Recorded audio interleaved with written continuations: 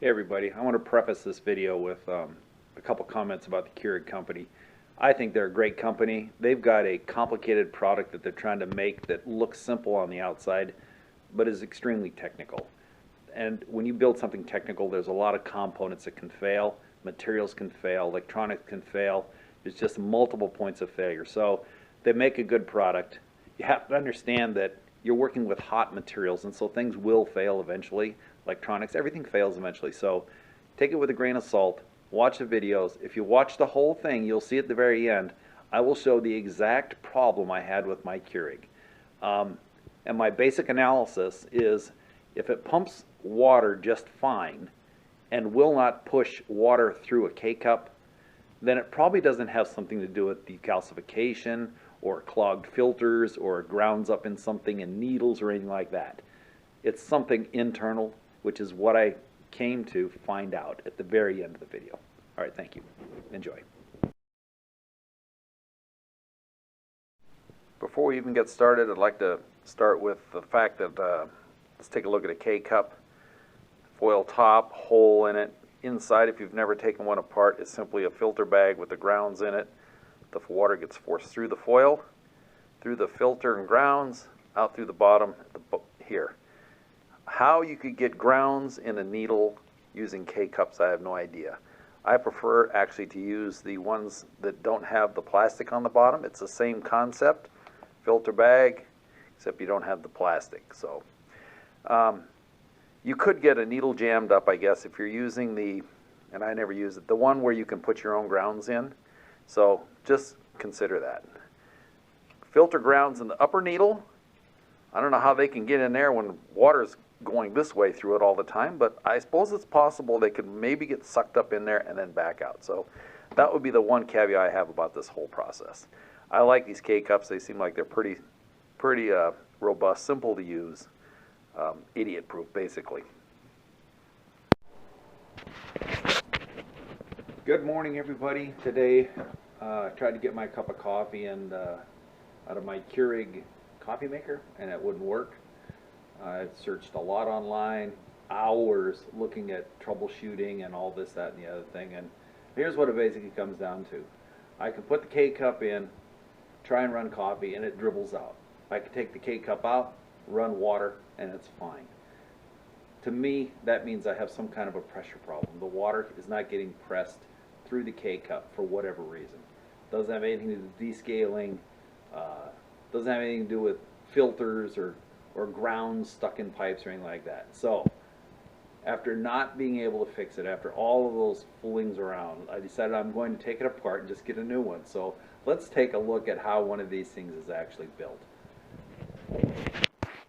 There's two sides to it. There's the electronic side and there's the plumbing side. This is pretty much the plumbing side with the electrical components that are controlled by the circuitry. So that's all we're going to look at today.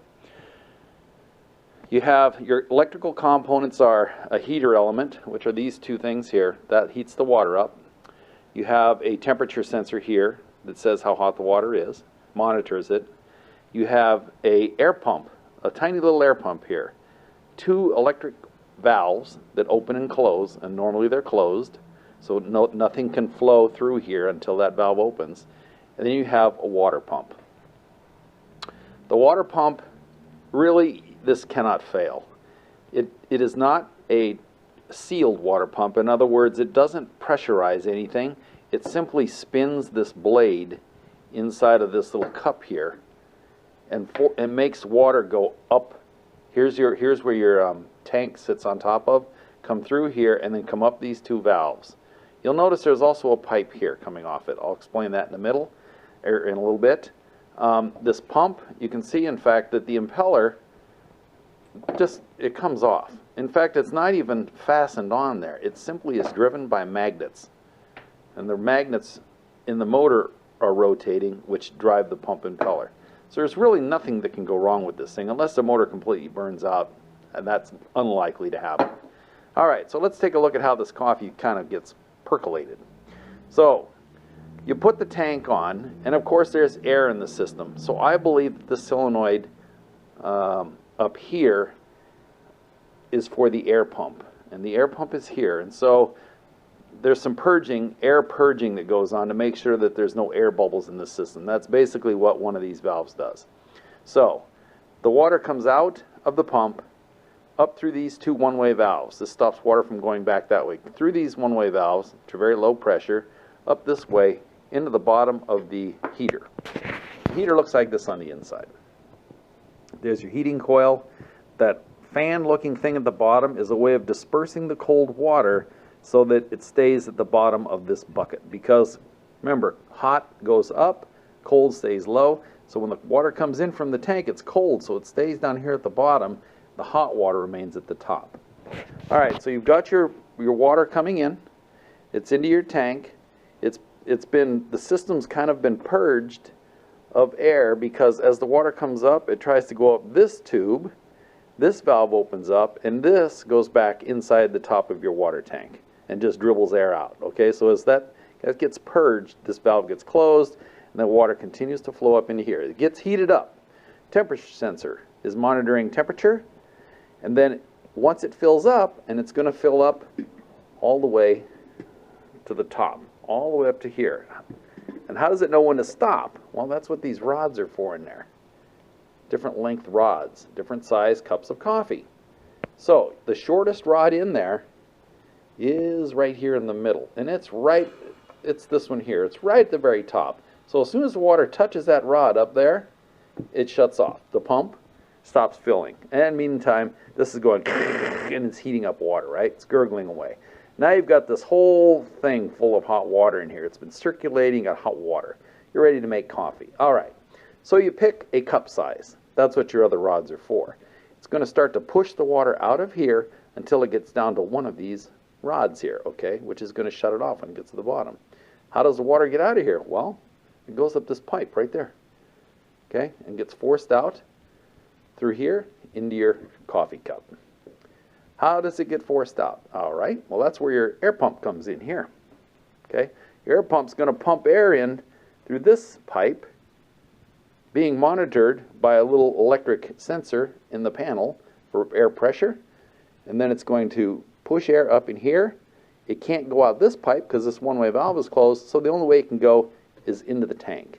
Once it's into the tank, it can't go this way because these are one-way valves. It can't go out this pipe because it's closed, so the only way out is through that pipe that's sticking down in here. Forces it up into your coffee pot. So that's basically how the system works. You've got a pump that drives water up into the bucket. You've got two valves that control air pressure, and you've got an air pump. And that's really the basics of this thing. Now, to close the loop, so to speak, on what my problem is, I can take this valve. I figured I must have some kind of pressure not building up properly. And sure enough, I think I found it.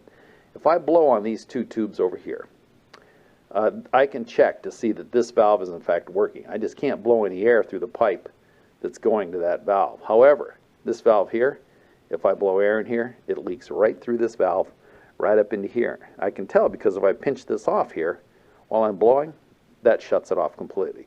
I believe my problem is this valve was not sealing properly when it closes. Thereby, the air pressure that was being generated wasn't enough to push the water out into the coffee pot, or in through the filter into my cup. That's my analysis. This is a follow-up to my little analysis. Here's the valve. Sure enough, I can blow air through there. Here's the other valve, same kind, nice and tight. So now I'm going to take that thing apart and see just exactly where it's failing inside. I'll probably have to grind off this edge here. There's a couple screws on the bottom, but I'll see if I can figure out what's wrong with it. So this is always the really exciting part, when you finally get to take apart your stuff and just see how it works. So I've ground the edge off up here, and I ground a slit down the middle, and this thing we just kind of opened up and wants to show you what's going on. Now, most electric devices, valves are basically just a magnet. It's a coil of wire. There's a rod in the middle, and when you magnetize, put electricity through the coil, it turns into a magnet, and it just moves it one way or the other. Open or close, very simple. I see here that the bottom of here is a piece of rubber. This is the plunger that moves inside this coil here. And sure enough, there's a tiny bit of, looks like calcium on there. Maybe that has something to do with decalcifying. This is the bottom of the valve unit. It's just a simple hole that comes in the side this way. Right, comes in, comes up, and then goes down. And this little rubber plunger just goes up and down like this to close it. I don't know if you can see it, but there's a little tiny bit of white material on here that I believe may have been the problem with the seal. I personally didn't think that the vinegar and whatnot, when you ran it through the system, got to this point in the valve, but maybe it does. So maybe I'm a little wrong on my analysis. This was the problem, and I thought it was the calcium. No, it was not the calcium. This body actually broke in two. There's a piece in there that is this thing is falling apart. Here it is right here. Here is the piece that this whole thing cracked in two and fell apart. That is the problem. Yeah, decalcifying is not going to do anything, folks. This plastic just fell apart completely. I hope you enjoyed it for a Sunday training session on Keurig coffee pots. And basically they're all the same. Their modifications on the Series 2 are they can they'll pump the pressure. Instead of just steady pressure and just forcing the water through, they'll surge it over and over slowly to let the water sit in the grounds more, to give you a stronger cup and so forth. They've got more rods in there for different size cups. But the basic principle is the same. Enjoy your cup of coffee. See you later.